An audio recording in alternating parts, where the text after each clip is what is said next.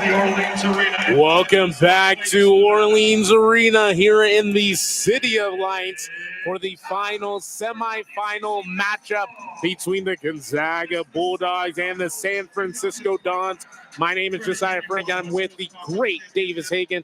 We've had nothing but short of amazing trip here in Vegas, calling tons and tons and tons of basketball, but it's been so much fun.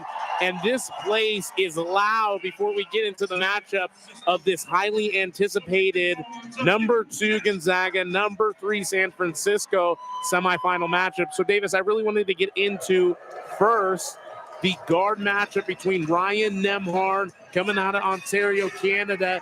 He was all WCC men's basketball first teamer. And then also looking on the flip side for the Dons, Ryan Beasley from San Ramon, California, the sophomore guard who had a great performance, sadly, against the Washington State Cougars last night. Davis, how do you think these two are going to match up and go at it tonight?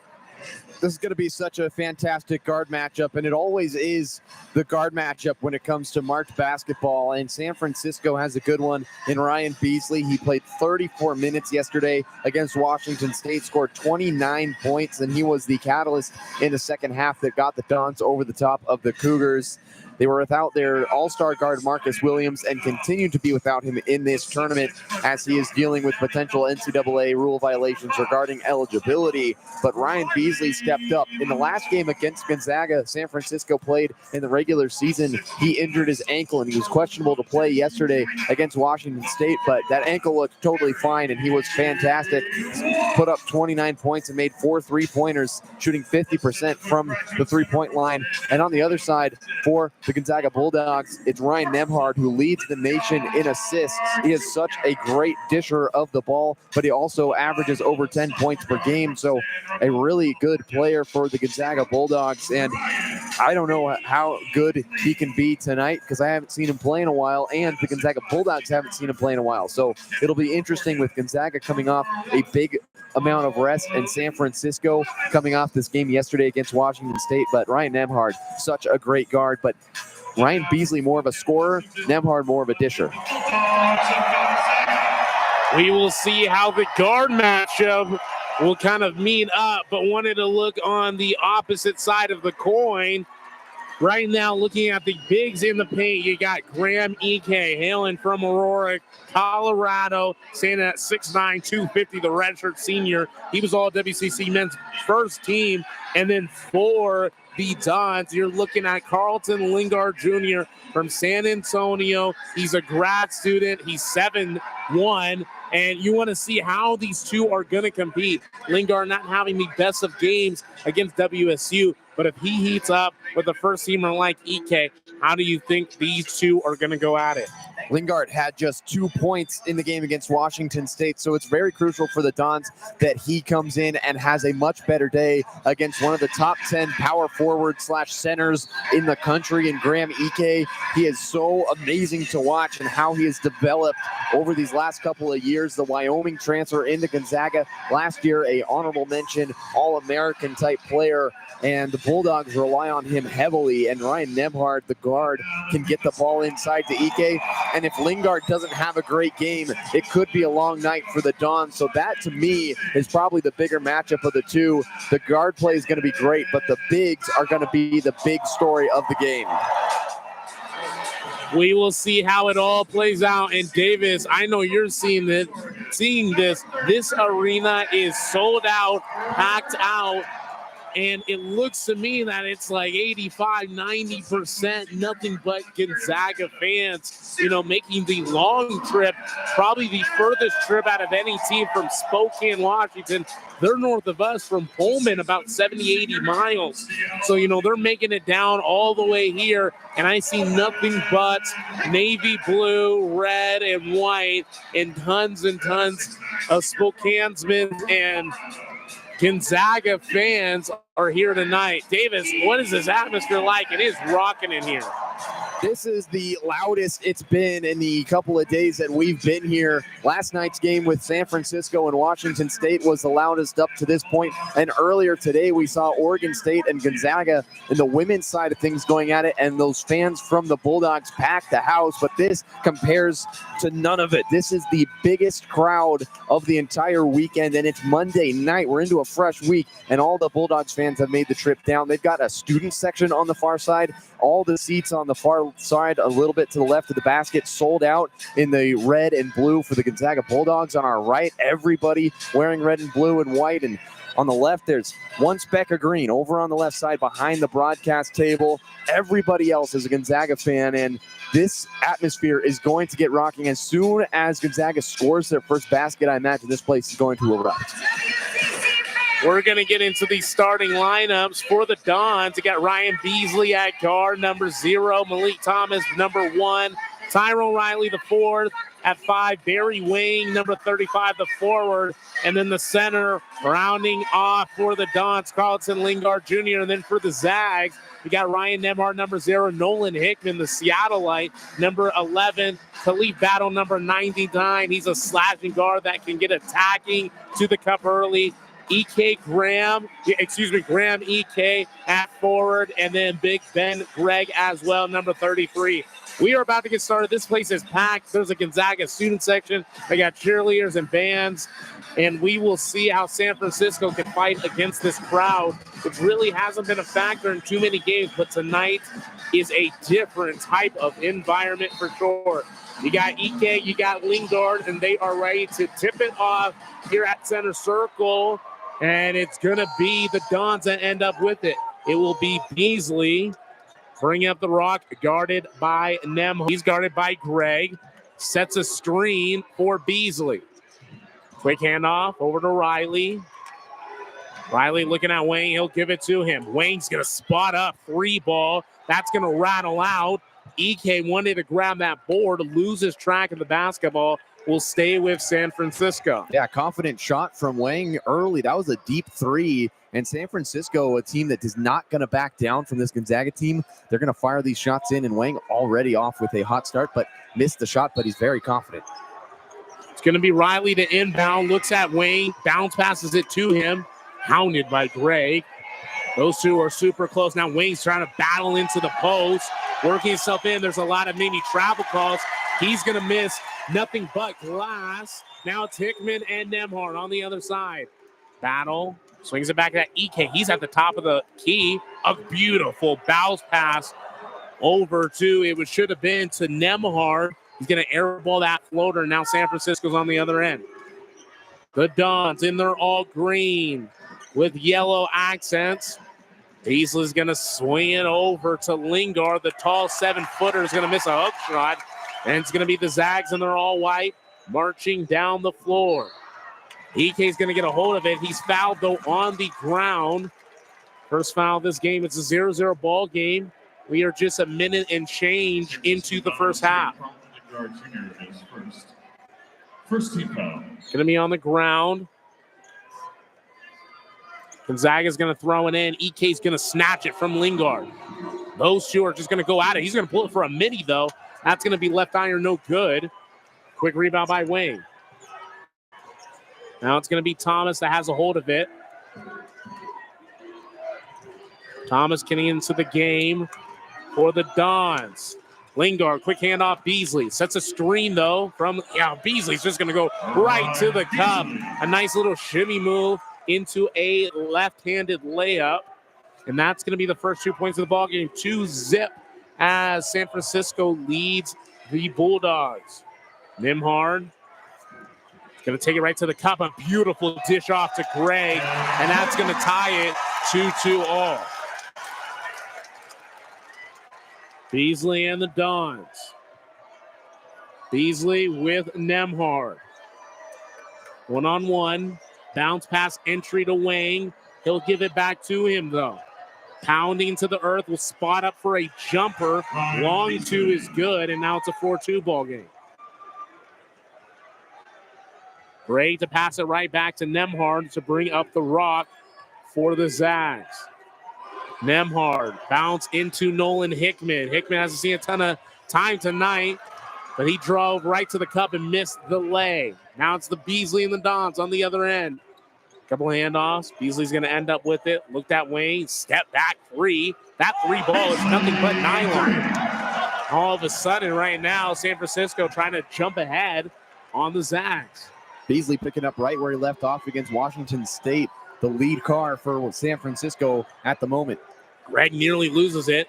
Entries it into the post to EK. EK on Lingard, and that will be an and one opportunity for him as he backs him down into the post, throws up a little hook shot that rattles into the hoop, and he'll go to the line for one. 7-4 ball game, 16 minutes left. And already the second foul on Carlton Lingard. That's big. He'll go to the bench. Very big call, and O'Donnell's going to check into the game for San Francisco. We talked about the big battle, and with Lingard on the bench, that's going to open up the floor for EK. EK's free throw is good. Yeah, Lingard too early. And we are nearing a media timeout. 16 and a lot of change as Beasley's going to cross the mid-court line. Beasley looks at Lingard. Back over to Beasley. He's going to nearly lose the basketball. And it's going to be Riley that's trying to drive, making something happen. There's 5 on the shot clock. And all of a sudden, Thomas has 2. 1, he'll huck up a 3. The back iron, no good. Wayne almost rebounded it. He's a very aggressive offensive rebounder. We watched that in the WCC game, but there's going to be a foul on the ground. Yeah, foul on Gonzaga when Wayne went to go try to grab that ball. That's going to go on Ben Gregg, the Clackamas native for Gonzaga. For Tyrone Riley. It's going to be Robbie Beasley, the brother of Ryan, to check in. Beasley, quick handoff to O'Donnell. There's going to be a foul on the ground. Going to be on number 99, Khalif Battle. Second team foul for Gonzaga. Beasley to inbound, identical to the last play. Beasley taking his time, nearing the 5-second mark. Finally gets it in. Give it over to Young. Now Wing has a hold of it. Back over to the other Beasley. Beasley driving. Drop pass over to O'Donnell. There's 8 on the shot clock. O'Donnell, hook shot, no good. EK grabs the rebound, nearly loses it. Now he's going to give it off to Nolan Hickman. Hickman behind his back, trying to size up O'Donnell, and now it's going to be Greg that pulls up for a 3 ball. That'll be no good. Too strong. It'll be Thomas on the other end. Thomas gets it stripped away, and now it's Nimard. He's going to try to go coast to coast. Throws up an alley to Khalif Battle. He hits his head on the backboard. EK, though, gets the offensive board. Battle now corner 3, and that's going to fall through. Going to give Gonzaga the lead. It is an 8-7 game early into this first half. 15:30 left. Beasley with Battle. Beasley and the Dons. Beasley working his way through the hardwood. Nearly stolen away. Battle's going to end up with it. And Nolan Hickman hit the ground hard, and he is still on the ground. I don't know if you saw what happened, but Nolan Hickman is definitely hurt. It looked like he just slammed into the ground really hard. He's kind of holding his arm. I wonder if he slammed his elbow on the ground. Not really sure what happened, but he definitely looks like he's in some pain on the floor. Pain for sure, still on the ground. Now he's motioning to get up. Looks like he's all right. Gonzaga fans happy to see that. And now it's going to be the first of a couple media timeouts. Davis, how did you see this first 5 minutes playing out? Is it similar to what the result is right now? Yeah, I kind of expected Gonzaga to come out a little bit sharper than they have played so far. 3 of 7 from the field.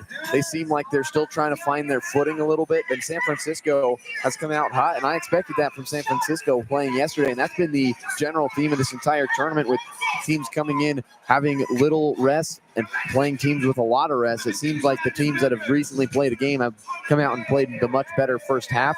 We'll see how Gonzaga starts to adjust. It's only been less than 5 minutes into this game, so the Bulldogs starting to kind of build some steam. We'll see how it progresses.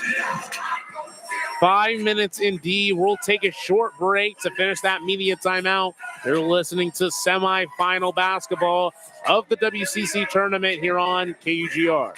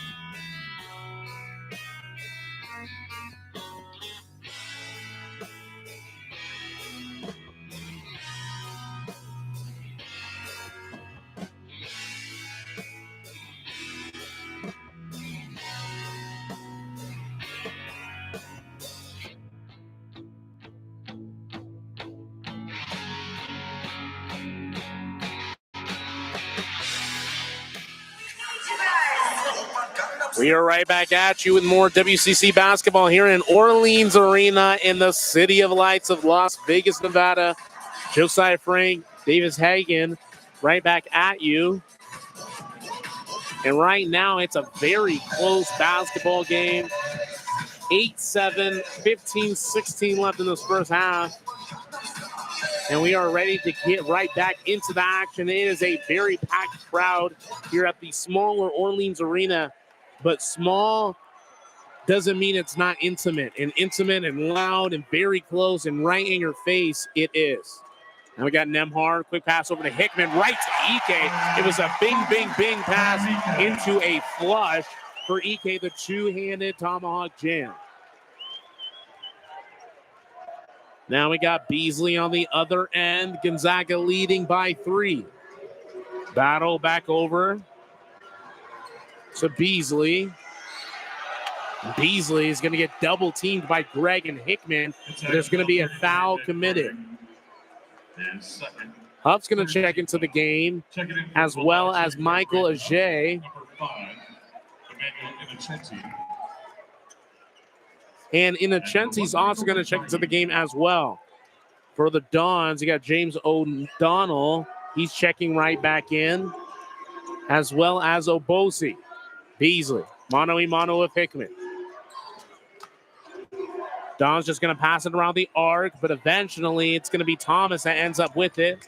He'll give it right back to Obosi. Looking at O'Donnell on the post, let's give it to him. Chewing the shot clock. They got to hook up a shot, and that is a shot clock violation. And just a great defensive set from the Zags. Yeah, and it's almost like a Gonzaga home game for San Francisco going at the Gonzaga Bulldogs. If they let this crowd continue to stay in it and get energized, it could be a long night for the Dons that really have to fight for everything. Gonzaga seems to have everything going their way after that immediate timeout. Hickman top of the key. Gives it over to Nemhard. Gives it though Huff in the post. He's double teamed. He has to kick it back out. Couple kicks around. Innocenti's going to try for a triple. It's going to be front iron, no good. Outlet quickly to Beasley for the Dons. They'll get that board. Beasley screen, uses it by O'Donnell. His 3-ball, no good.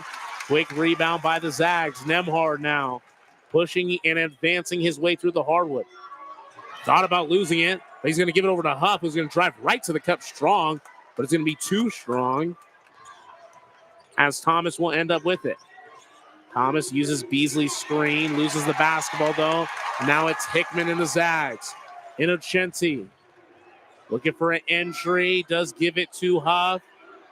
But now it's going to be Ajayi who will get fouled off the entry off of Huff's pass, and he will go to the line for 2. Gonzaga on an 8-0 run over the last 3 minutes and 11 seconds. And in that time, San Francisco has committed 4 turnovers against the Bulldogs. That's not a recipe for success for the Dons. Ajayi for his first. That one is going to be no good. Left of the rim. Hickman's going to take a little bit of a breather and get Khalif Battle back into the game, number 99. I don't know about you, Davis. I don't see 99 a lot in basketball. I think that's a really